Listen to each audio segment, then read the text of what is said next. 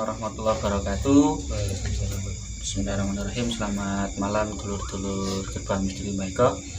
Nah, kali ini kita berjumpa lagi ya di malam yang lumayan dingin karena habis hujan ya. Jadi seger plus dingin. Nah, oke, kali ini dulur-dulur kita sudah berkumpul lagi ya. Nah, karena kemarin Kang Randi habis ada acara belum bisa berkumpul. Kebetulan malam ini kita ada Kang Buber sama Kang Haidar lagi ya, yang lama tidak muncul. Nah, kali ini kita akan bincang-bincang lagi malam ini, sementara kita belum bisa melakukan penelusuran ya, karena wilayah Jombang sudah 2 hari ini masih dilanda hujan ya dulu ya. Jadi kali ini kita akan bincang-bincang dulu. Nah, ini ada yang menarik ya, yang lagi booming ini Kang ya.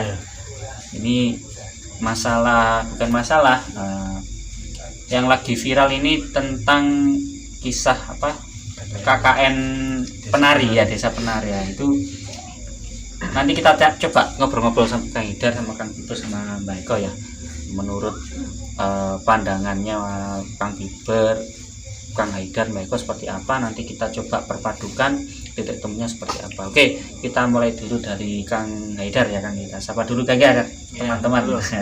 Udah lama ini, udah berapa tahun ya? Berapa bulan, masih berapa bulan? Hampir 1 tahun. Ya, karena sibuk dan yang lain-lain ya, karena jarang bikin konten. Nah, ini monggo dibuka awal lah. Jadi kan ini kan lagi boomingnya kan tentang ya, di mana-mana tentang KKN desa penari. Itu sebenarnya seperti apa sih kisahnya kalau menurut Kang Haidar sendiri? Ini kan ada 2 versi, mulai dari film sama yang langsung dari narasumbernya. Untuk versi saya ya, dari pandangan yang ya, pandangan spiritual ya, itu memang ada. Cuman untuk tahun, nggak apa-apa dibuka ya. Untuk tahun kalau saya lihat itu di bawah 2000. Malah di bawah 2000. Bukan atas 2000. Itu pandangan dari saya ya. Terus ini asli atau enggak? Kalau saya asli. Memang pernah kejadian ini. Oh, gitu ya. Jadi bukan hanya sekedar kayak video belakang gitu. Ini dinaikkan memang dari cerita yang nyata. Jadi mungkin karena saking epicnya mungkin kan, jadi sampai difilmkan seperti itu ya. Oke. Jadi kalau menurut Mbak gimana Mbak tentang KKN desa penari? Ya, ini sebuah cerita fenomenal yang sekarang ini dijadikan sebuah film ya. KKN penari dan booming ya, lagi viral ya. Cuma ini dari segi spiritual ini banyak hal yang perlu saya jabarkan ya. Karena kenapa kejadian seperti ini banyak ya, tidak hanya di KKN desa penari ya. Yang kejadian ini ada di daerah Banyuwangi ya, daerah Banyuwangi. Dan di daerah Banyuwangi memang apalagi di hutan-hutannya memang banyak yang angker. Terkenal memang Banyuwangi kan terkenal ya, bisnisnya itu kental. Tapi itu dulu ya.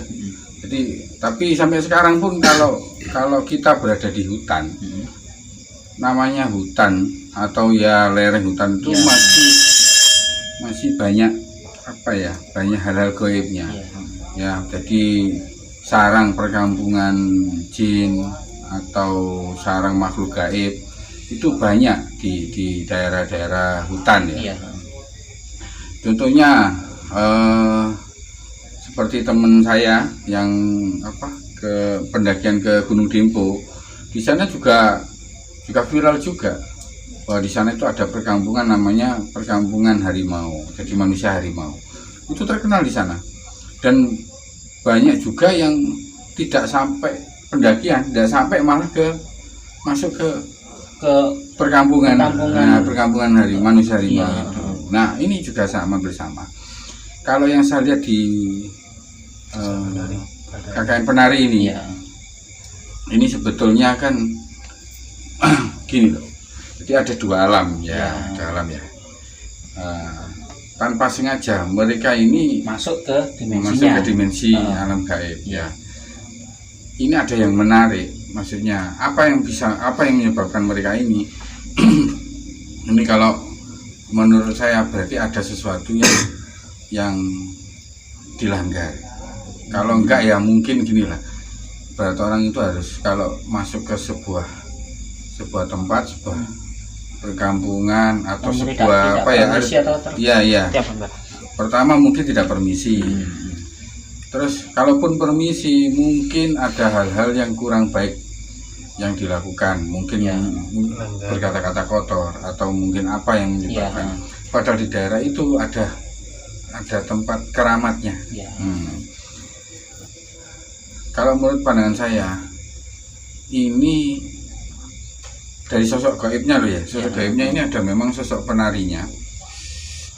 Sosok penarinya ini kepingin dia itu keluar dari keluar dari dimensi alam gaibnya. Nah, ini dia kepingin menarik diri, maksudnya supaya diketahui orang keberadaannya. Jadi ingin menunjukkan lah. Menunjukkan. Tetapi makhluk gaib yang lain kan ada lelaki yang sebetulnya tidak pingin sebetulnya, cuma wawalan bisa ya ini kalau saya lihat dari secara pandangan gaib yang seperti itu, jadi yang akhirnya ini berusaha juga mencegah si penari ini untuk menunjukkan keberadaannya.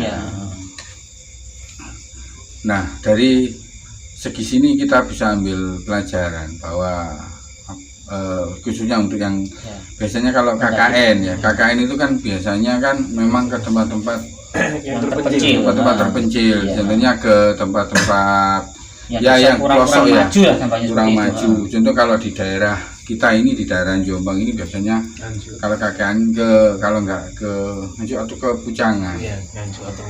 Pucangan, daerah Pucangan yang memang jauh dari perkotaan. Dari sana memang nuansa mistisnya memang lebih kental ya, lebih terasa. Jadi memang kalau menurut saya memang kejadian ini tidak hanya kisah isapan jempol, jadi memang ini asli, ini kejadian ini asli, cuma tempatnya tidak di situ. Tempatnya persisnya tidak di situ. Nah, ini yang menarik ini, Mbak. Nah, jadi kalau kan mungkin saya logikanya seperti ini, Mbak.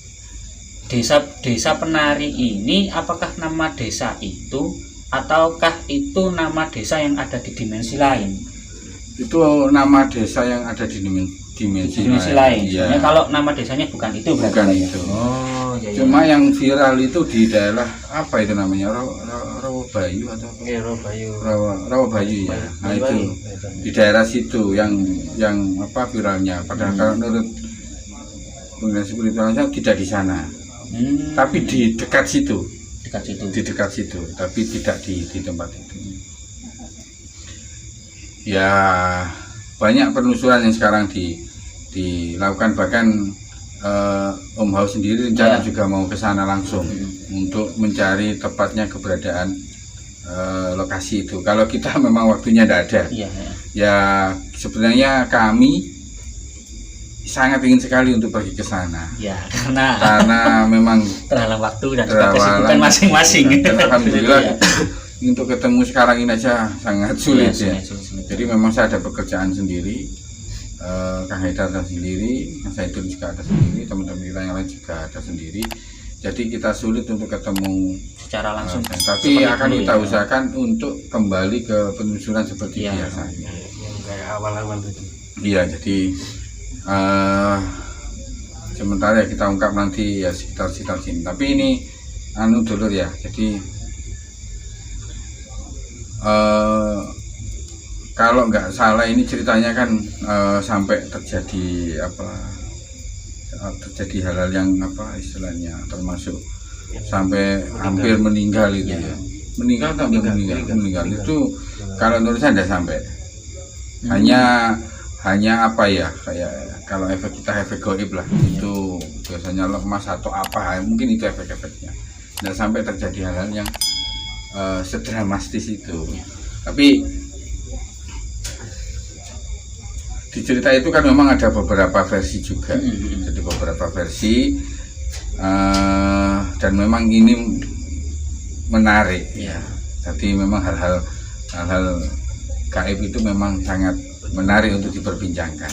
Oke, saya potong dulu Mbak ya. Nah, kalau ini menurut Mbak Eko tadi ya, kalau menurut Kang Haider ini seperti apa yang sudah pernah membaca bukunya langsung kan? Ya. Nah, itu mungkin bisa diceritakan ini versi bukunya ya teman-teman ya. Monggo Kang. Untuk versi bukunya itu kan kalau di film itu kan 6 orang. Iya, ya, 6 orang. kayaknya kan 6 orang. Untuk versi yang asli itu 14 orang sama dosen pembimbingnya. 14 orang. Sebenarnya. Ya, sebenarnya. Karena banyak orangnya. 14 lah. Islam 14. Itu Kemudian ke apa ya? apa cerita awal mulanya sampai seperti itu tuh seperti apa yang ada di buku itu? Untuk awalnya itu memang kan kalau di versinya itu yang Bima ya, yang Bima. Yang Bima itu kan suka sama yang namanya Widya itu. Awal ceritanya itu kalau yang di buku itu dia itu mintanya kayak apa ya, kayak guna-guna gitu loh untuk dapetin Widya tadi. Terus untuk yang versi yang Nurnya itu kalau nggak salah ya, cuman kan sekilas kan nggak sampai selesai ya. Sampai selesai. Kalau untuk Nurnya itu kan yang dijelaskan kan Nur, terus apa ini Ayu, Widya, dan Iya. Nur, Ayu, Widya sama Bima, 4 Sama orang itu. malah enggak tahu sama sekali. Baca juga enggak. Baca cuma sekilas, Mbak. Enggak. Pokoknya ini Melihat kan filmnya juga tidak, Iya, melihat videonya belum. tidak. Ya, belum. cuma sudah melewati jalur sendiri. Iya. Seperti itu. Ya, Untuk, memang untuk yang di versi buku saya menariknya itu yang di Nurnya. dinurnya. Nah, kalau di buku kan dia mempunyai kodam. Nurnya tadi, Ya, Nurnya tadi itu mempunyai Ah. kodam. Ya kalau di bukunya itu kodam ini leluhur. Bawaan berarti. Bawaan. Itu kalau di versi bukunya kan gitu. Apa kita coba itu memang ada kodamnya atau enggak atau gimana? Ya, nanti kapan-kapan kita adakan mediumisasi. Ya. Cuma ini tadi saya ada yang sekilas ada yang memberitahu saya. Jadi di sana itu pada waktu itu loh ya, di sana itu ada orang pintarnya. Orang pintarnya yang nggak tahu kalau informasi barusan tadi ini, itu ada orang pintarnya. Ya itulah dia ini penghubungnya, penghubung antara dimensi ini ke dimensi yang ini. Akhirnya ya kejadian seperti itu. Ya mungkin kalau apa namanya, ini menurut saya Mbak ya, mungkin dari kejadian itu salah satu seorang itu meminta apa namanya bantuan si orang tersebut Mbak ya. Jadi sehingga mungkin ada proses tertentu sampai ya mungkin sengaja atau tidak itu sampai mereka masuk ke dimensi itu gitu loh Mbak. Jadi bukan karena tidak sengajaan, mungkin bisa jadi seperti itu mungkin. Mungkin Ya, saja ada beberapa versi bisa jadi. Ya,